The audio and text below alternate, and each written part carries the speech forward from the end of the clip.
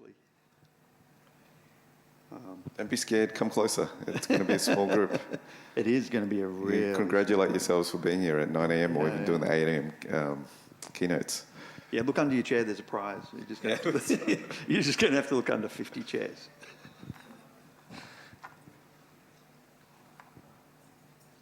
What should we do? Yeah, I guess we should. Just kick off? Yeah, I think so. So, yeah, look at us, hey? Yeah. Drawing such a crowd. Two old people having a conversation. Who would have thought the two old guys could get no one in a room? But you're not headlining. It's worse for me. Right.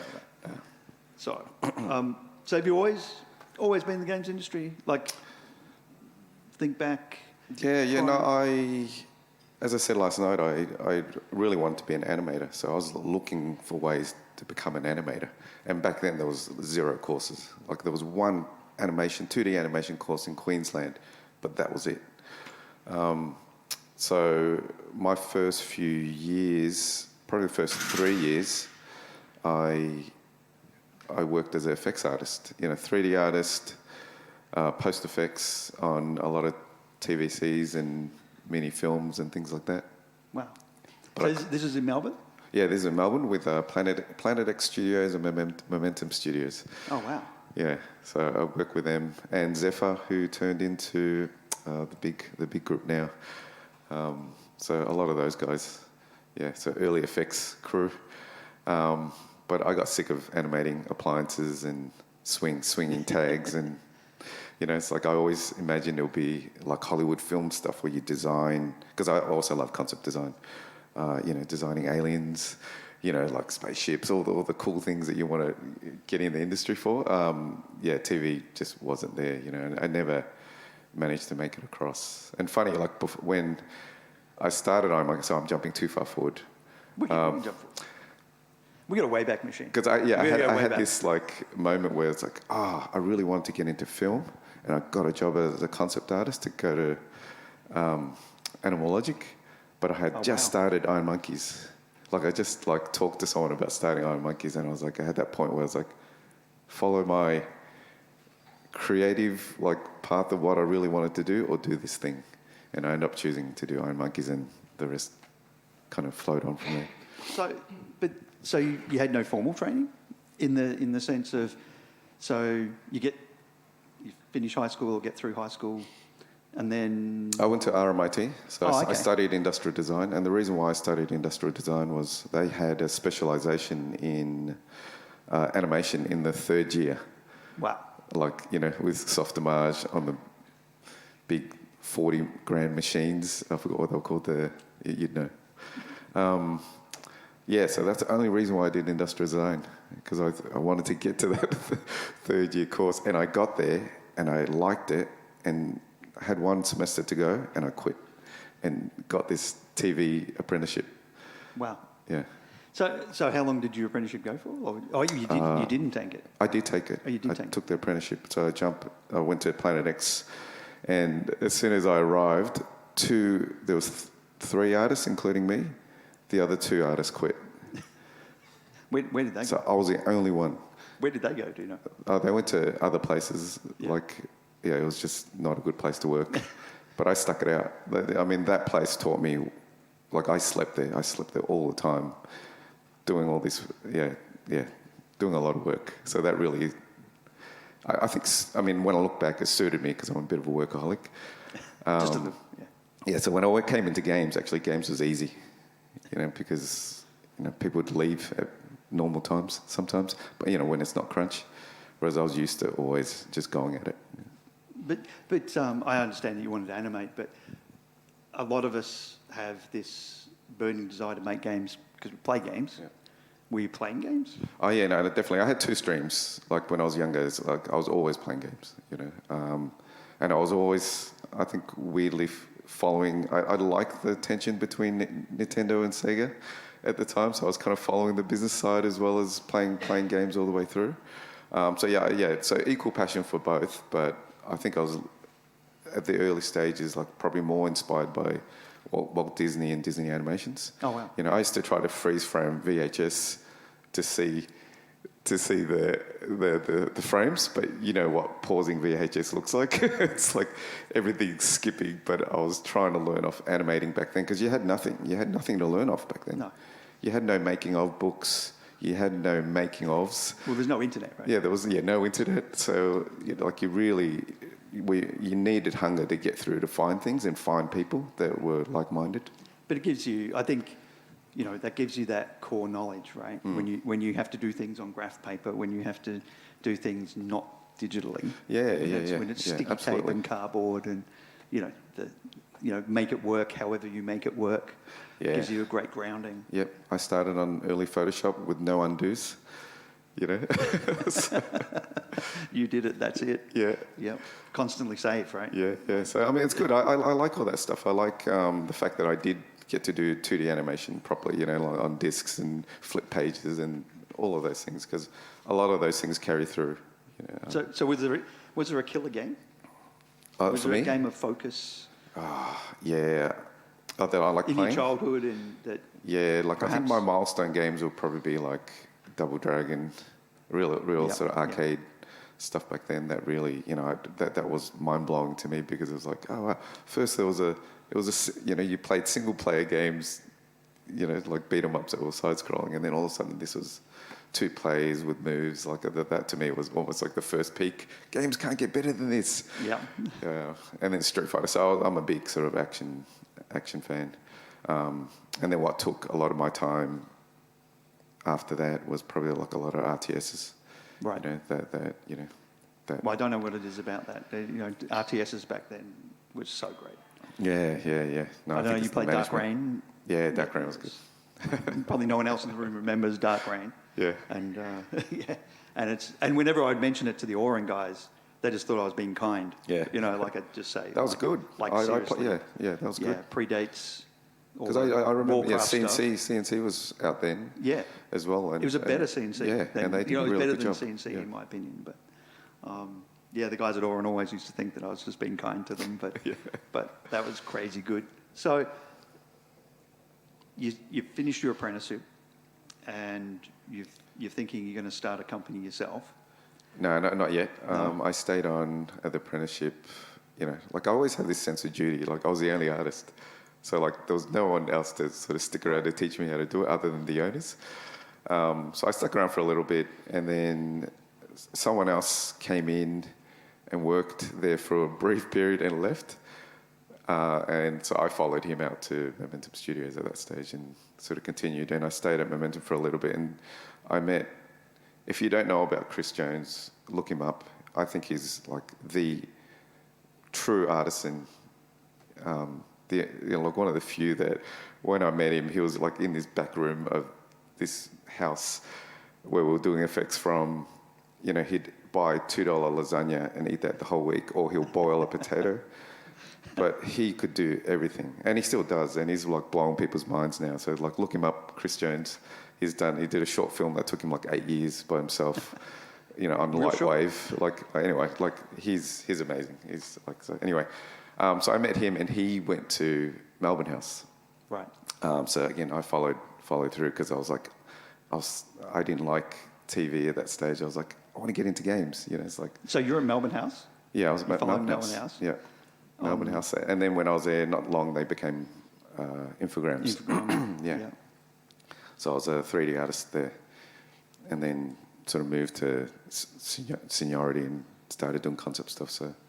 Made the worst game. I always say the game that started Iron Monkeys was Men in Black. Alien Escape. Oh, I remember. Worst game ever. Don't play it. So I was going to say, what is the first game? Going back, what was your first game? First game was Looney Tunes Space Race. Oh, wow. Yeah. So on Dreamcast. So, nice. I mean, I've been, in the games industry, playing games for such a long time, from sprite-based. And then when I got in at the Dreamcast PS2 or PS1, roughly? PS1 and PS2, yeah. Well, there was the whole Sony blocking Sega thing that killed the Dreamcast, right? Yes. So, PS1, PS2, but through the States. Yeah. So you're at Infogram, which doesn't become Atari yet, right? Like later it does. So I was still there when it transitioned to and they were Atari as doing well. French classes, which was good. Yeah, I got to take French classes. I can't tell what they're talking about. That's right. So, what made you roll the dice? What made you say, right, I need to do this for myself?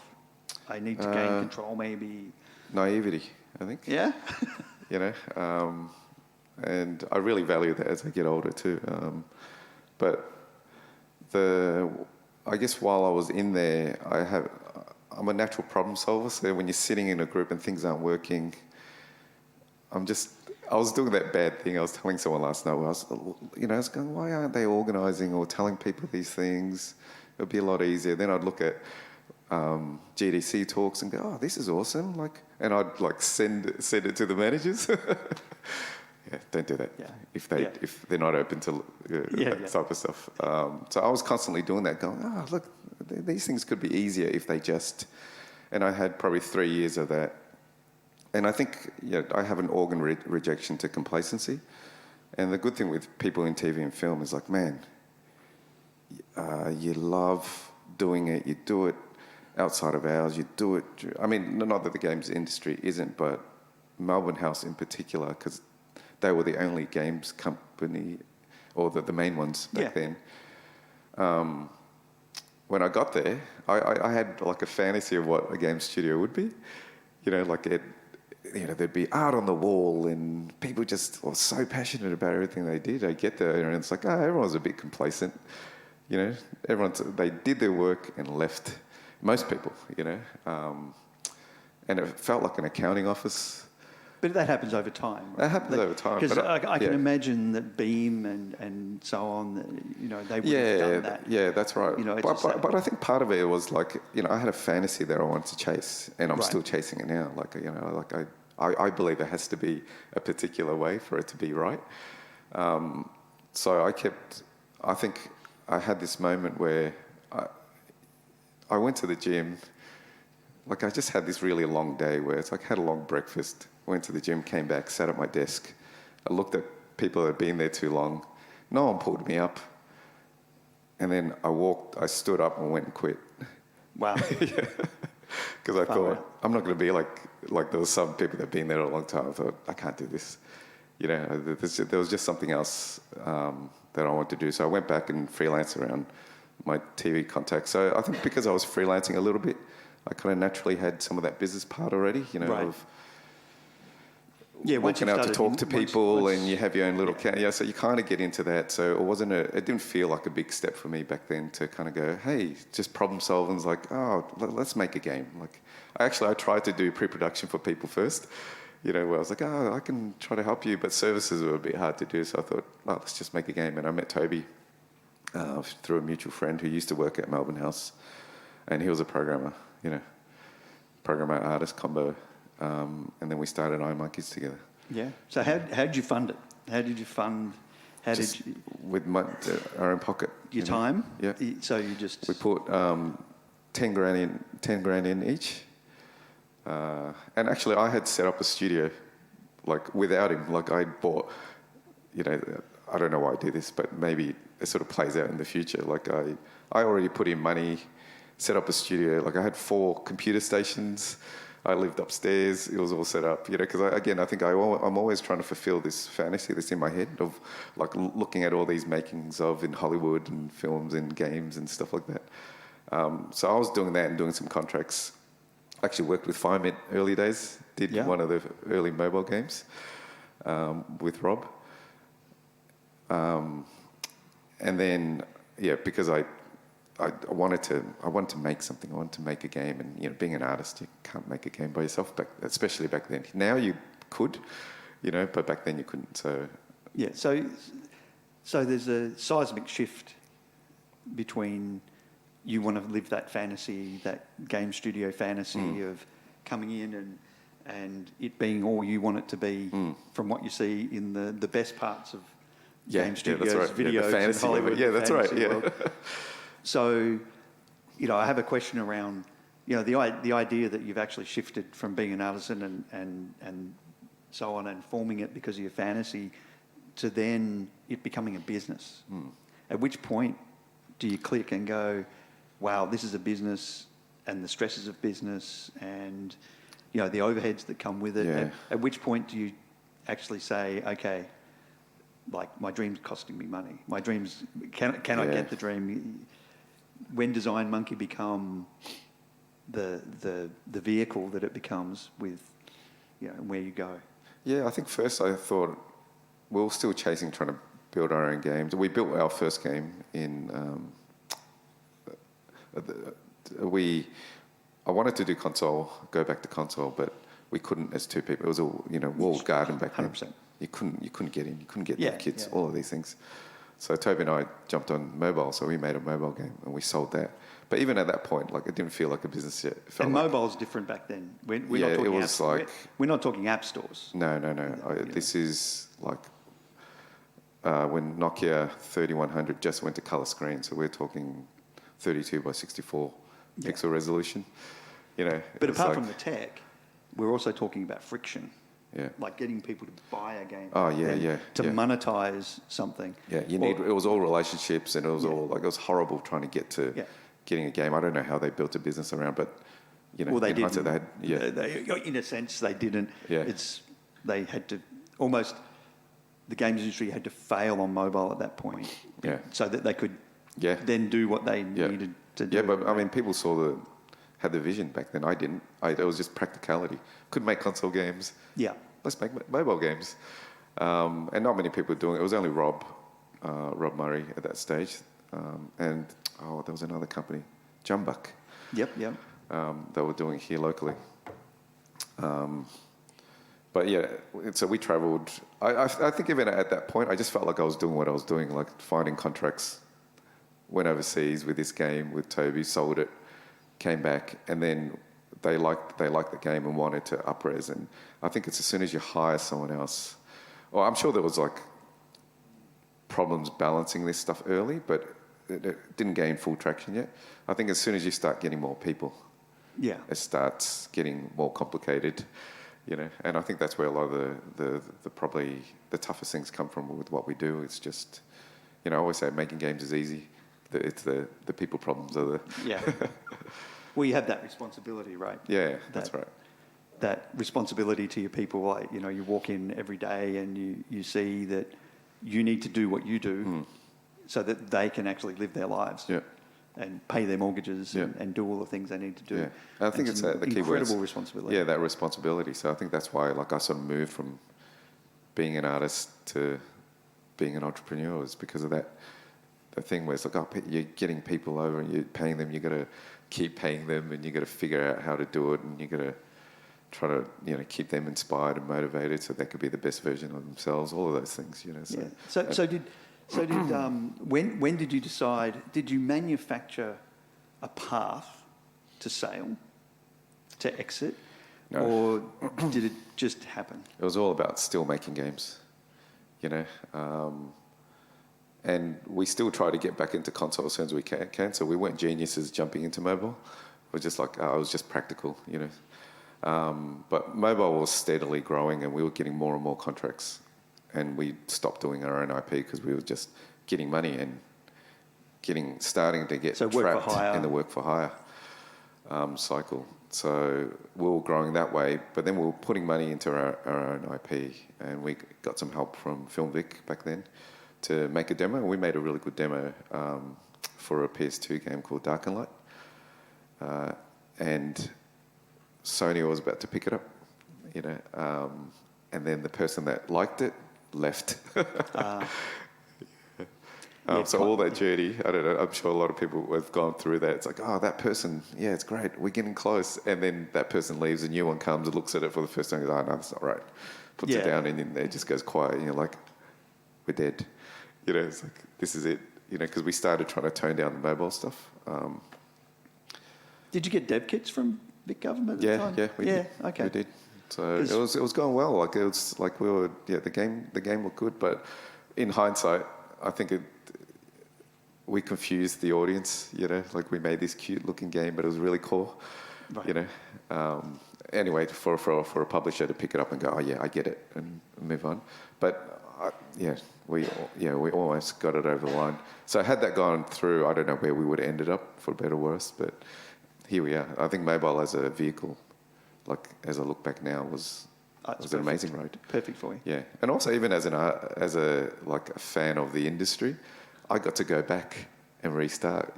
Go back from early pixel days and do it again. Color depth and all of those things, to start all over again. And because we were focused on fidelity, back when we were doing the other game, we were waiting for the phone technology to catch up to our abilities. Yeah. So I think that really gave us an advantage. So we made some really good games with Iron Monkeys. Because there was an interesting thing with that dev kit program. Because I remember being part of the group that brought dev kits to devs like yourself, and it was interesting. It was an interesting thing because everyone. You're really old, Ross. I know. You were I'm one really of those guys when I started. I'm really freaking old. But I remember we had a room of there's probably 8 of us, and four Victorian government, and 4 of us GDAA, and 7 in the room wanted to bring dev kits to people like yourself so that they could have access. Because this is a time when a PS2 kit weighed as much as a Mack truck. It was massive. And 7 in the room thought it was a great idea to get them to developers so that they could make console games and get traction with Sony and all those sorts of things. And the one guy in the room, which is myself, wanted to get them in your hands so you could learn that you can't make a console game. So it's an interesting thing because I really thought that it would put people on the straight and narrow, that understand that if you've got a console game, you need a team size, a massive team size. You need loads of infrastructure and loads of money. And the sooner that people got put into where they should go, the better. And it's amazing that yours was a different track, but stayed there and got there. So yeah. We got there we didn't do console games. Yeah, no, I mean, and it's the right thing. I think it's it's horses for courses. Yeah. And I know there's people in the room here that worked with us that I think every couple of weeks would say we should be making mobile games. Yeah, right? yeah. So there was absolutely scope, and whether you foresaw it or you happened into it, it's obviously the right thing. Yeah. I wish I had more foresight when I was in it. Yeah, but then you might not do it. It's the naivety that you talked about that enabled you to start a studio in the first place. Because I think there's a lot of people around that have been around a long time that it was the greenfields in early days and the naivety that you've described that allowed them to start a studio. Yeah. Because if you knew what it was to start a studio, you probably wouldn't. You know what I mean? You just see the barriers and you probably don't proceed. It's great to be naive sometimes and totally know what's coming at you. Yeah. So you're making EA games. I remember you made Madden, right? I think. No, that was with Fireman. We did all the Need for Speeds.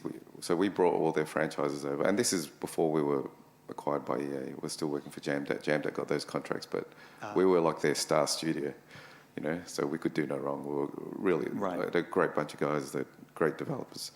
We were just knocking out of the park. So we were doing everything, we did. So Dead Space. I thought you were making those, and this is the problem with not doing research. What's that?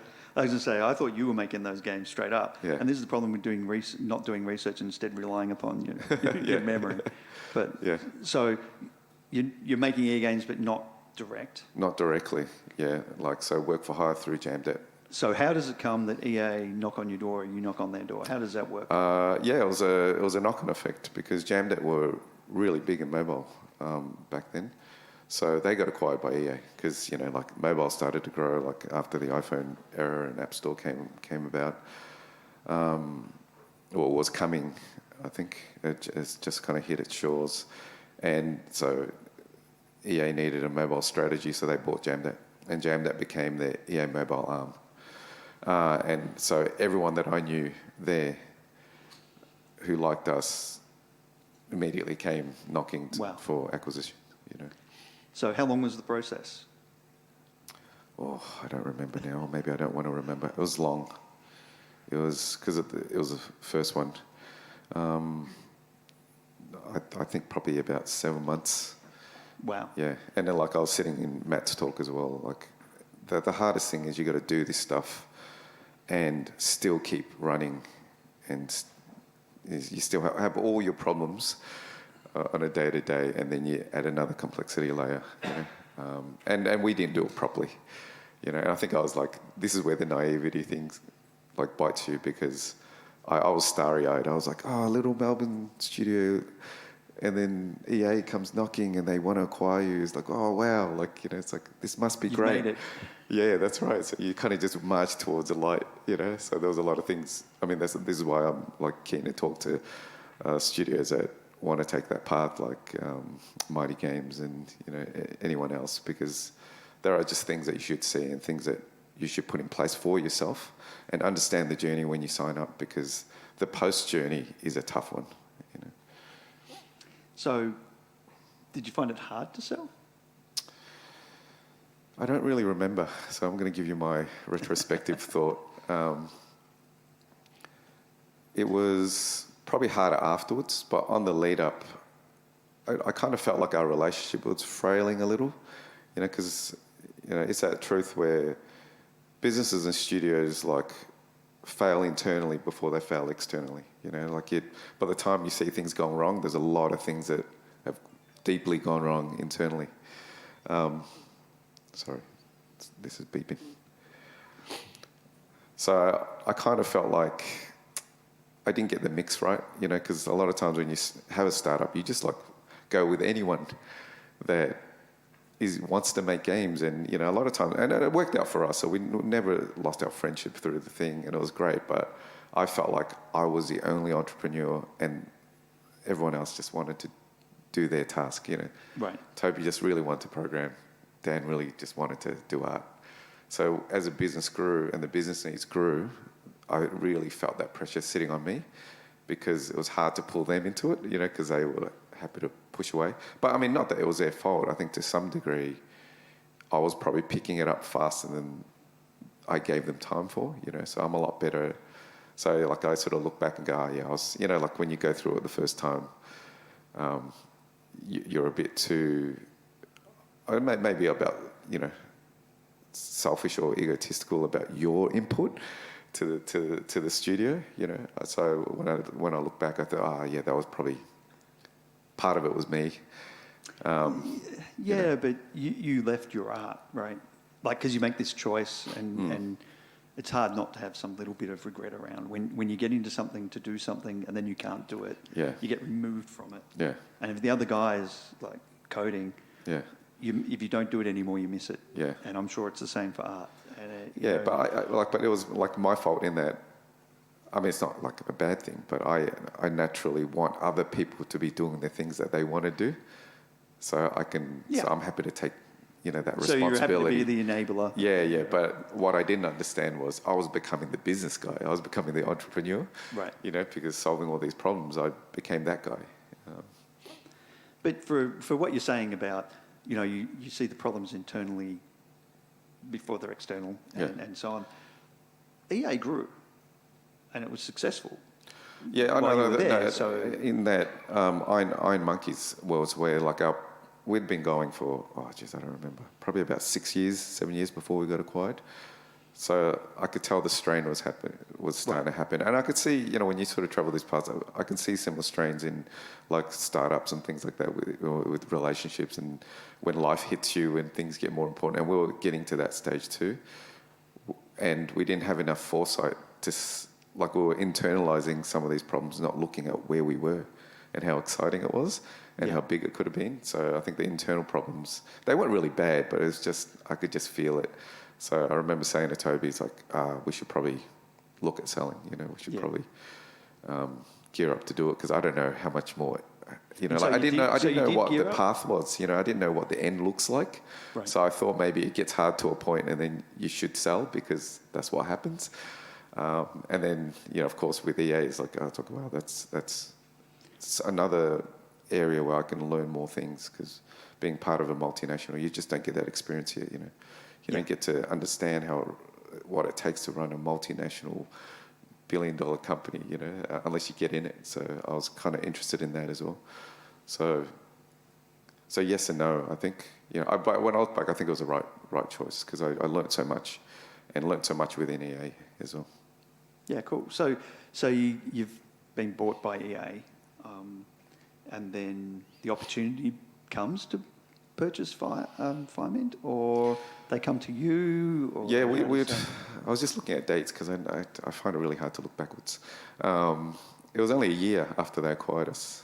I remember, it was pretty quick. So I was trying to settle my team because just before, and this, like when I look back, it's sort of given me a lot of skills culturally to constantly settle teams because we merged with, oh my God, he's going to kill me. I can't remember the studio name. You're not here? Lewis isn't here? Good. Lewis's group with Mark, and that's where I met Mark, actually, the co-founder of Ultimate. Their studio, they were struggling, and we were growing. We couldn't sign projects fast enough. So then we did a merger with them, helped them out, sort of take all that, and then had to settle their crew into our culture, and then this EA acquisition came, and then I had to resettle everybody into the new culture.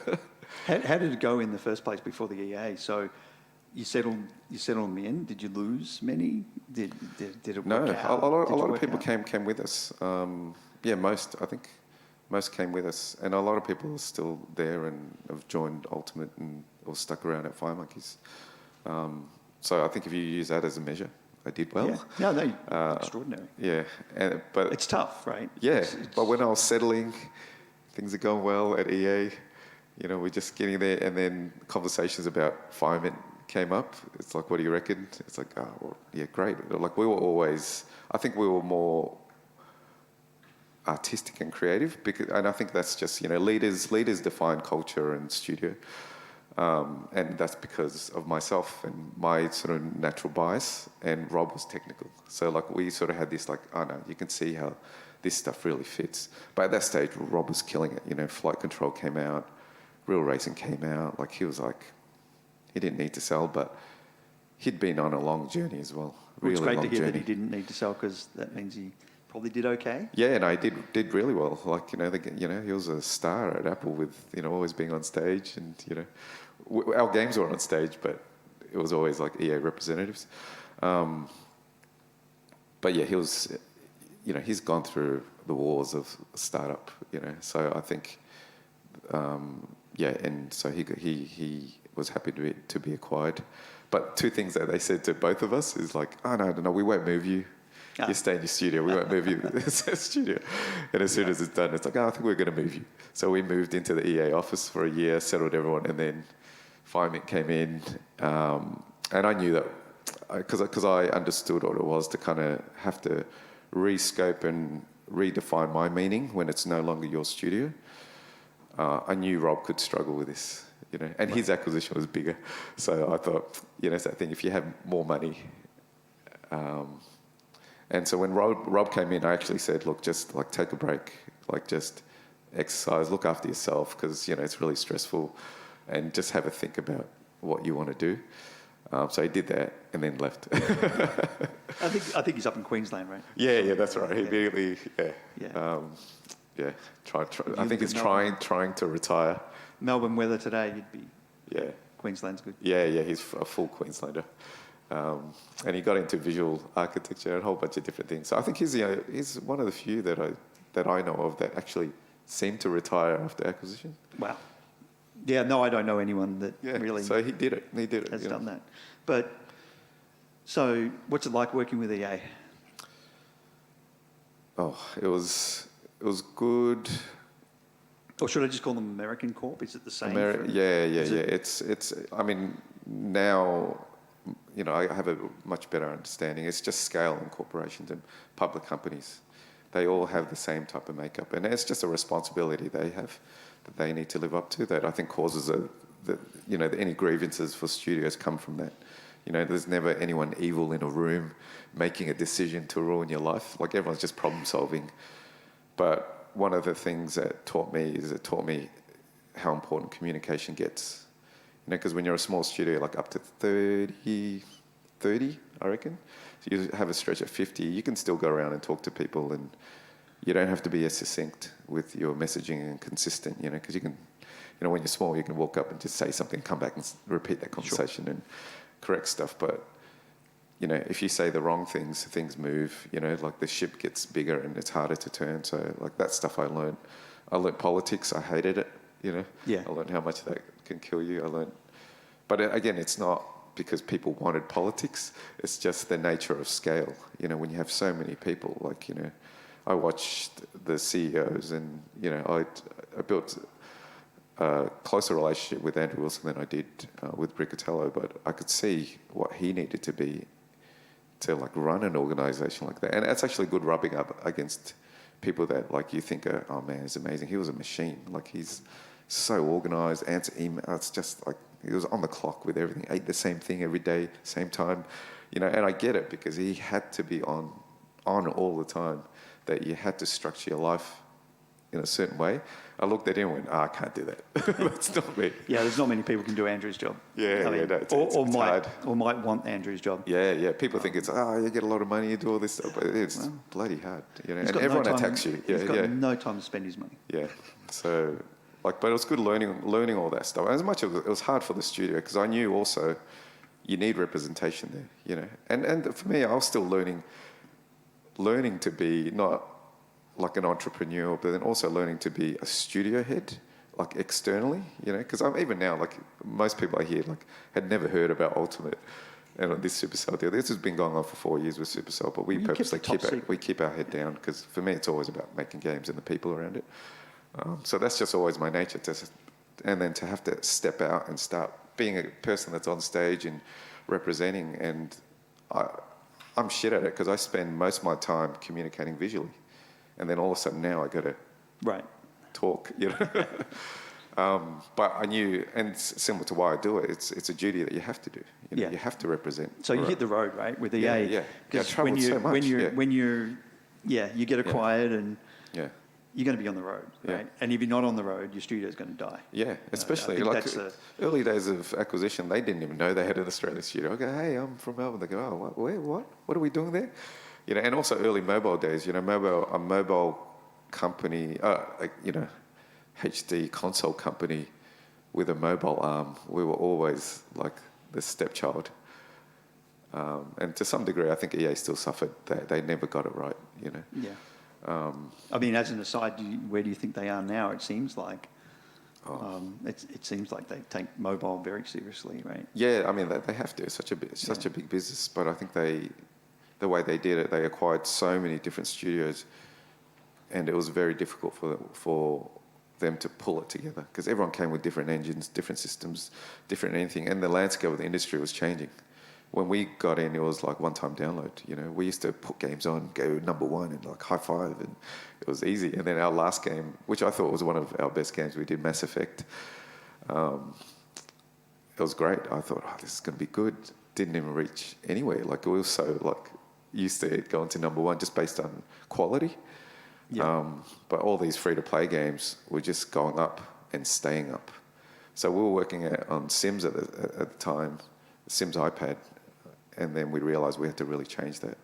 But that was the worst, when we talk about settling cultures or changing cultures, introducing free-to-play to a studio was probably one of the hardest things I've done. Yeah. Wow. Because, it's heartbreaking, right?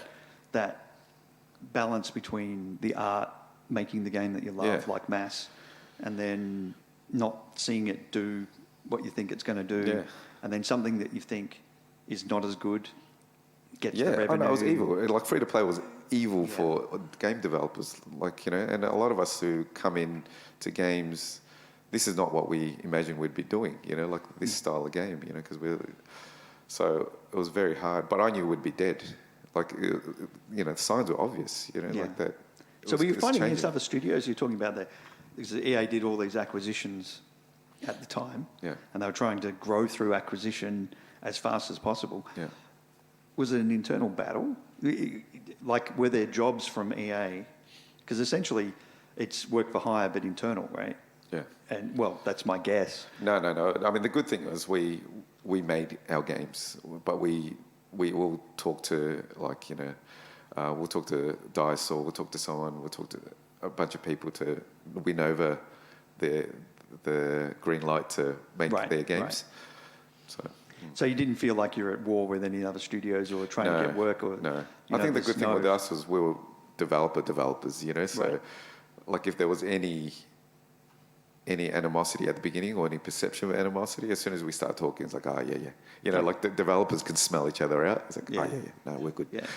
So it's, I guess I'm going to the political side of, where money goes. Where it was tough was because it was it's a console business. Like they make heaps of money, and I think at that time, Jammed Up might have been making 500 million, or so it wasn't at the levels. It never reached the levels of their console titles. Like FIFA and Madden were like $1 billion franchises,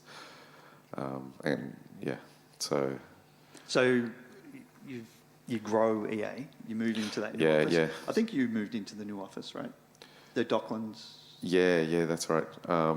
So we went in, we were about 30 odd people, and then Fireman came in, they were about 30 odd people, so 60, and then over time we scaled it to nearly 200, so that's an interesting learning journey as well for the stuff you need to put in place. Yeah, I was going to say at 200, you're in a totally different ball game and removed from a lot of the people and not tapping them on the shoulder and knowing their names even. Yeah. Which is real. I don't know about you, but I find that the toughest thing is when you get to size where you meet someone for the first time and they've worked there for a couple of months. I find that really, really tough and almost like failure. Yeah. You sort of don't know because you're removed from that process. But so you get to that stage and for want of a better word, at the time, I look at it that you retire. You've decided that. I think you actually took a break, right? Yeah, I was going to quit. Like I sort of did this sabbatical, but when I spoke to him, I said, I don't know whether I'll come back. Just because, it's that one thing people don't tell you about, like running a business is you're enduring so much, like over time. All these problems do affect you, affect your health, affect you personally, and you need time to stop and, gather yourself again and go forward. But I just felt like I never got that time because my other partners left pretty early because they were like, nah, this is shit. It's like we're done with how we're doing things here. But I always had that sense of responsibility. So when they left, I was like, oh no, I got to make it work. I still had so many people there, and I just have this thing about, some sort of loyalty to, I always feel, like they bought us, we got to make it work, and we were one of their best acquisitions to date still, for what they paid for us and what we returned. Like it was still, the best ROI acquisition that they've had. Sorry, did I? No. I rambled somewhere. There was a question in there. So, but you did leave, and I think it's quite sometimes. Sorry. Ooh, we're nearly there. Are we nearly there? Oh my God. Sorry. Okay, so obviously you don't see it if you're in it. Yeah, like you sort of bear these scars and hits. I think when you're growing it. And selling it and all the rest of it. I think when you stop is when you hurt. Yeah. When you find out how much it's actually cost you and you look back. So you get out of EA, you come back to EA for a short period. Yeah. You then retire in a sense. And then you decide to go again. Yep. So tell us about that. Like seriously. I know the moment. I remember the moment clearly. I was sitting on the couch watching Netflix. My kids have just, I had young kids at the stage. One went to daycare, one started prep. And I did that for a bit and I went, what am I doing? What am I doing with my life? And I had gone through some tragedy before that. So I wasn't able to switch on the other personal switches yet. But I thought, professionally, I could do that. So I sat there thinking about what could I do next? And I thought, I'll go wide. I looked at the landscape of robotics, AI, blah. it's like toys, everything that I could do next. And then I thought back to Fire Monkeys. I thought, so it's like the project that almost was. Iron Monkeys was a project that almost was. Going back to that fantasy of what's in my head and trying to make that a reality. And I thought, there was times that we're getting close. Even within EA, like we were getting close as a studio. We're doing high quality stuff. People were staying with us or enjoying their time there. And it's like, I like that stuff, but not the EA layer. I mean, when I say EA, it's like the kind of corporate public side of scale. So like I'm not poo-pooing EA. I really enjoy my time there, but I didn't like that bit, but I like the being with the team bit. And Supercell's different? Oh, way different. It's ridiculously different. Like I thought I was like not the corporate guy at EA. I was like anti-corporate guy. And then when I started with Supercell, I didn't realize how much of a whipped horse I was. That I was a corporate guy. I was trying to do presentations for them and, to give them updates, and they would just go, let's still look at the game. It's like... So I guess we've been giving a time warning. Yeah. So we've got little rambling left. Yeah. But I guess if someone wanted to follow your path, do you have any suggestions or ideas for them? Yeah. I think one thing I'd say is it's amazing to see how many CEOs and founders of companies have come from different disciplines. We have programmers, we have lawyers, we have artists. Yeah. So if there's something you could say to people, I guess, about the way forward and how they would follow a path like yours? Yeah. Well, I think I can, there's as Ross said, there's multiple ways to success. You could be one person, make a hit, you're done. But so I'll speak from my path itself. If you're an artist or a creative being, what I always try to encourage is like learn the business side, because because I think when I was growing up, I always thought maybe I needed to hand it over to a business person to do this stuff. But I think you could really like learn that stuff and then see how you feel about that. Whether like problem solving takes you further. But I think the thing that makes it hard for anyone is like you got to really know yourself. Even as you get older, you're still trying to discover who you are.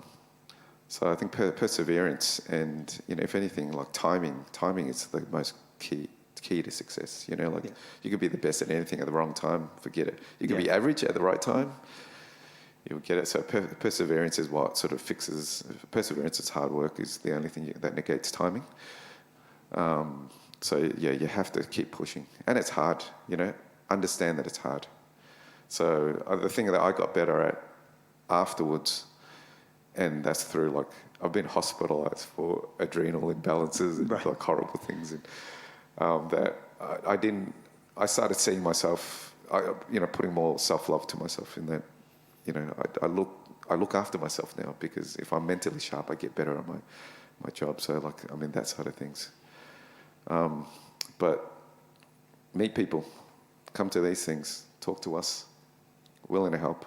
Yeah, I think that's possibly the biggest thing, and around GCAP is one thing that we kind of didn't have early days was we had community, but we didn't have a place, and we didn't have what we have now, which is I think we do have elders like yourself that can be tapped on the shoulder, and events like GCAP where you can depend upon other people that have done it. And not many people, when I went through an acquisition, so I didn't have many people to discuss this stuff with, Yeah. So anyway, I think that we're out of time. So I think we're out of time. Yeah, about 1 minute. But I thank you all for getting up early in the morning and coming to see us and chat with us or hear us ramble. And I really think that Tony is living proof that nice guys can make it, and are still going, not obviously finished yet. Great peaks ahead. The fantasy, sure. Still trying. The fantasy. This is an ultimate studio. It's like we're trying to. Yeah, and I love that. The name Ultimate Studio, trying to make his ultimate fantasy game, the game he didn't get to make before, is fantastic. And it's always great to have a chat with you. The fantasy is more about the studio and the people. Still, about.